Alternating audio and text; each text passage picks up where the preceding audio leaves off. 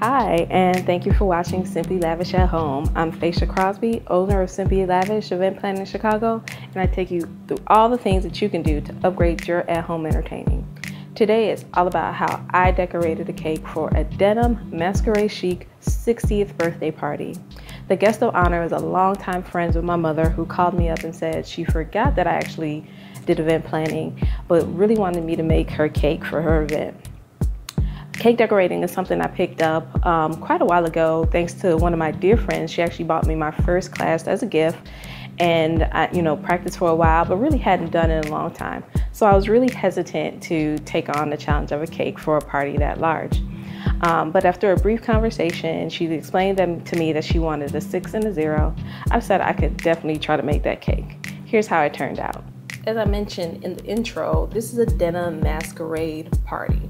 So I thought a cute way to decorate the cake, add some interest, would be with a fondant mask. So here you see I'm carving out the mask out of fondant. I rolled it out that I had already dyed and placing it on just a store-bought craft store mask that I covered in shortening so that the fondant won't stick, but it'll have a nice surface to mold against and dry. And you see I continually press it down, making sure there aren't any bubbles, making sure the details of the mask are able to be shown through in the fondant. And with that little blue tool there, I'm gonna add just some impressions so I can go over it later in some white food coloring and make those little details pop out. You saw there that I had the 6 and 0 cut out of just regular cardboard that I covered in foil. And I'm carving out the cakes that I had baked ahead of time. I used two 12-inch rounds. She didn't want a particularly large cake, so I just did, that one is the sugar cookie flavor, the vanilla flavored, and I froze the cakes. It's easier to carve a frozen cake because you get nice clean cuts. And here I'm about to crumb coat the cake. So I start off with a nice crumb coat because at this point I still really didn't know how I was gonna finish off the cakes. I was given pretty much carte blanche on what to do. She just knows she wanted a 6 and a 0, and however I achieved that, she'd been fine with. There I'm carving out the 0 to do the same thing. Again, that cake is frozen. That is my Mocha flavored cake, which is essentially chocolate, but not a huge chocolate flavor, not particularly rich, because the birthday girl really didn't like chocolate cake. But I thought I'd try something a little lighter, so if she did decide she wanted to try it, she might be a little more inclined to like that cake. And there again, I am doing the crumb coat on the 0 and ready to put that back in the fridge.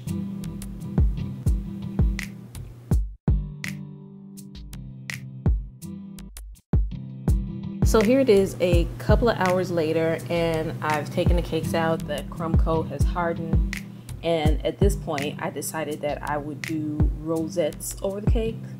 I don't think I'm particularly good at getting a nice smooth icing, and most people don't like the taste of fondant, even though it makes a nice beautiful cake. I decided I wouldn't cover the whole cake in fondant, but to make it interesting, I'll go ahead and do some rosettes, and you'll see there a second ago that I piped a few on because again, it's been a while since I've done this kind of decorating and really hadn't had a rhythm, so I piped a few on and scraped them off.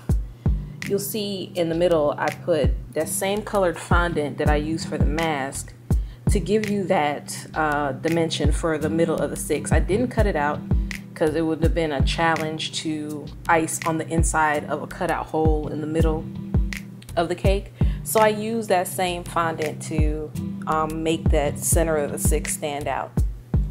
And here I am piping away at the rosettes, really started to get into a rhythm.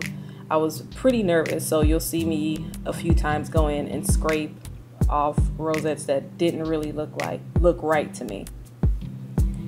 So I'm going all the way, and as this is coming along, sometimes I do things and want them to come together organically, and I really wish that I had on hand either some candied pearls, or even better, those silver dragée candies to put in the center of each of those rosettes. I thought that would have really looked good after the fact. But again, I'm using the piping bag to continue to pipe icing rosettes over the surface of the cake. In case you're wondering, I do use the Wilton method of cake decorating. That's the courses that I've taken, and comes in handy pretty well. And shout out to my mom for buying me that turntable cake stand. Really comes in handy. And you see there I'm refilling the bag, trying to get more in, and continuing to pipe away on those rosettes.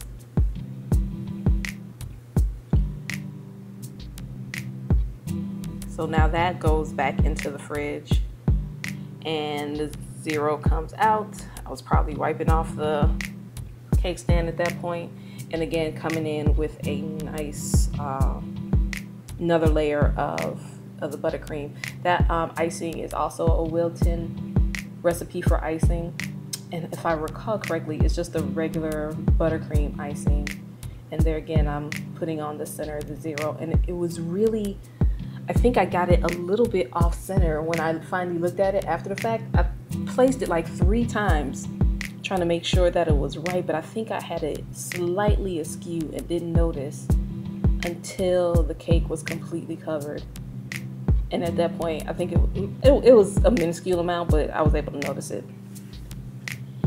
And again, piping away rosettes for my left-handed motion. And again, it's been a while, so if I'm doing this wrong, you know, forgive me. Again, it was something I've picked up a while ago and hadn't picked up in a long time. So you see me do a lot of scraping. That little spatula in the background gets picked up, and I do a lot of scraping off. I really wish it took this little time that I could go that fast. It was pretty cool. But as you can see, I kind of started getting into a nice rhythm, and I had just enough buttercream to cover the entire cake without having to make a second batch, because my mixer, you know, was a regular size kitchen mixer, but I had just enough to cover both cakes.